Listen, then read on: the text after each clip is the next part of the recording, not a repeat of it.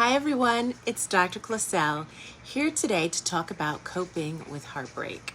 I've been getting so many requests to continue to talk about relationships, and then last week one of my clients told me about the 5 playlists Taylor Swift released for each stage of grief. I thought that was genius.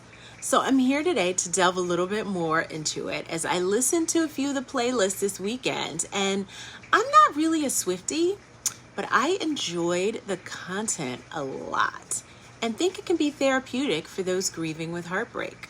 But before we get into it, go ahead and hit the like button and be sure to subscribe to this channel. It helps folks find me and this content. Share with those folks you know that might be dealing with heartbreak and heartache. Also, if you want to book a personal session with me, the link to book a psychotherapy session with me is below as well. Okay, so let's get into it. Let me start by saying again, I am completely neutral when it comes to Taylor Swift. I am by no means a Swiftie. I have not heard all of her songs, but I was really impressed. I heard songs that I had never heard before, I guess because they didn't get as much radio play as some of the other songs.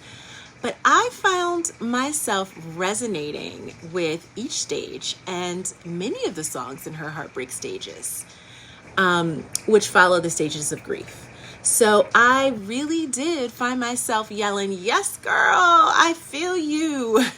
And I thought she's done a really nice job of capturing the human experience of love and the process of uncoupling.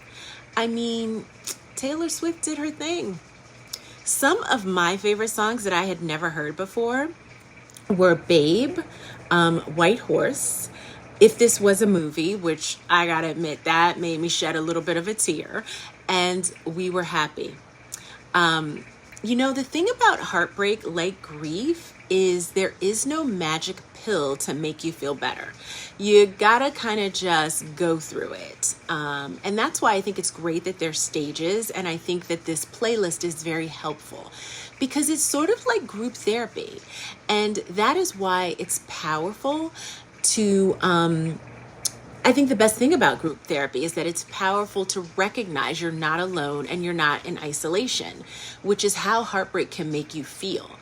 To recognize that sometimes heartbreak and uncoupling is just part of the human experience.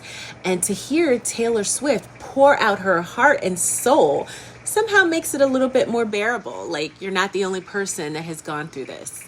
So let's talk about the stages: denial, anger, bargaining, depression, and acceptance. But sometimes not in that order. Like people jump around and, circle back and kind of do the stages at their own pace and tailor to their own journey.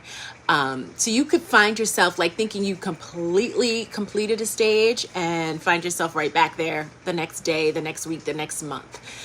So you kind of just got to ride the waves. That's what heartbreak and grief is, just really riding the waves. It's important to lean on your friends and family and go ahead and rock that playlist if you're in the mood. So I'll be back later this week for part 2 on my heartbreak series. So make sure you subscribe so you know when I upload content.